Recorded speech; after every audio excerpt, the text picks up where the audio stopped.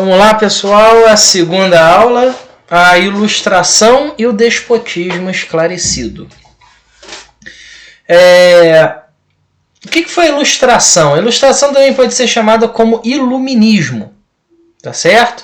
Surgiu aí no século XVIII na Europa, ok? E o que o iluminismo busca? Ele busca um pensamento, tá? Só que você vai buscar o seu pensamento usando a razão, ok? Então você vai tomar uma atitude, você tem que tomar uma atitude racional, não irracional. Isso em qualquer âmbito, ok? Por exemplo, um rei. A gente falou na primeira aula que os reis governavam de forma absolutista. Isso é correto? É correto o rei poder fazer o que quiser? É correto o rei ter poderes absolutos enquanto o povo não tem poder nenhum? Então, não é correto isso. É aí que está a questão da razão, né? Os reis estão tomando atitudes irracionais. Então, não é para ser assim. Então é onde alguns estudiosos, né, eles vão começar a criticar esse regime absolutista, que a gente chama de antigo regime, e aí surge a questão iluminista, né, onde as suas ideias vão ser iluminadas. Então vem aí a luz, é igual está escrito no slide, né, que defendia o uso da razão, a razão como sendo a luz, né? Então daí o nome iluminismo. E é óbvio que toda a sociedade, com exceção dos nobres e do monarca, vão apoiar esses iluministas, principalmente a burguesia, né? A burguesia, a burguesia, ela tirando o rei de cena, o rei absolutista de cena, ela passa também a ter poderes políticos. Então a burguesia, ela vai dar pleno apoio a esses iluministas, né? Esses estudiosos de teorias iluministas. A crítica ao antigo regime, tá certo? O que deveria mudar? O que não está de acordo com esse pensamento iluminista? O que não está de acordo com esse pensamento racional, onde você usa a razão, né? Mercantilismo. Então as práticas mercantilistas, elas estão ultrapassadas, tipo você conquistar colônias, explorar o povo, adquirir riqueza por meio da exploração de outros povos, acumular riqueza. Não tem que acumular, tem que investir. Você tem um dinheiro, você acumula, põe debaixo do colchão? Não, você investe. Então eles criticavam muito o antigo regime, muito mercantilismo. O absolutismo é algo absurdo, tá? Para um iluminista, o poder não tem que estar na mão de uma pessoa apenas. A igreja, né? A igreja ter razão em tudo? Não, claro que não. Por quê? Então os iluministas criticavam esse excesso de poder na mão da igreja. Liberdade econômica, né? O Estado, ele não tem que intervir na economia. A economia, ela tem que se autocontrolar, tá certo? Hoje em dia, o pensamento iluminista, ele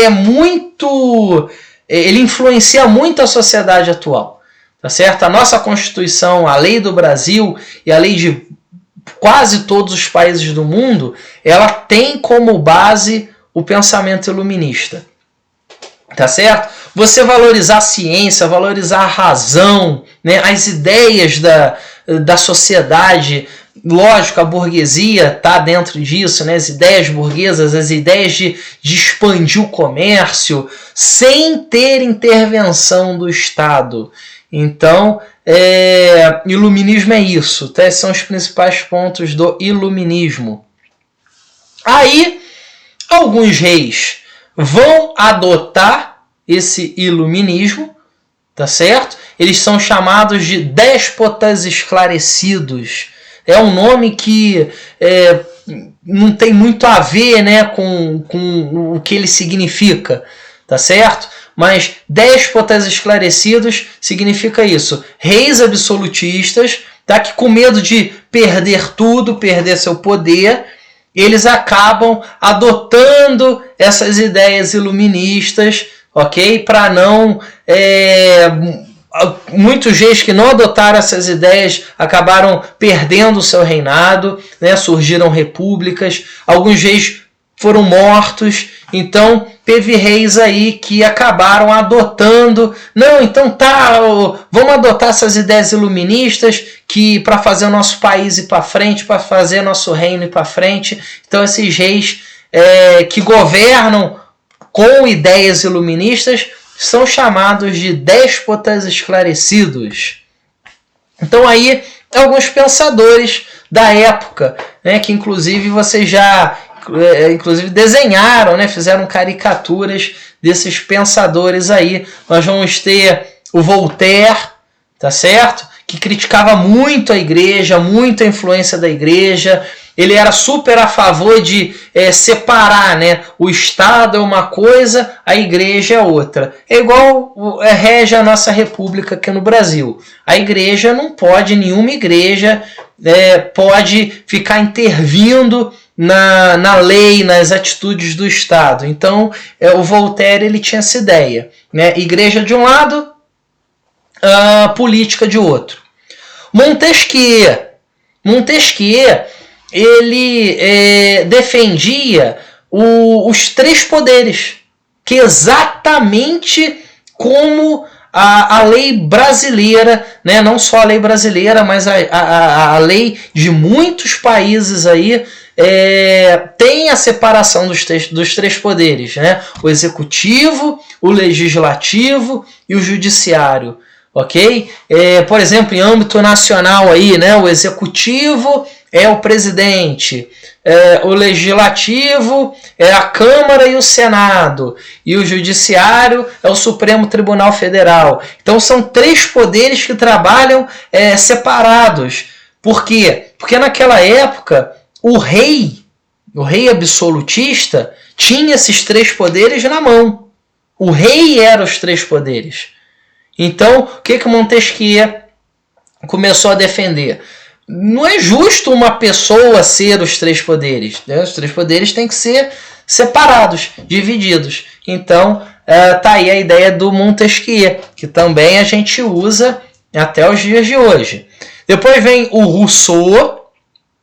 Tá? O Rousseau ele falava o seguinte: se você tem uma pessoa que governa o país, essa pessoa ela deve governar para o povo e de acordo com a vontade do povo, né? Não é o rei simplesmente pegar e falar, nossa, vai ser tudo do meu jeito. Não, tá errado.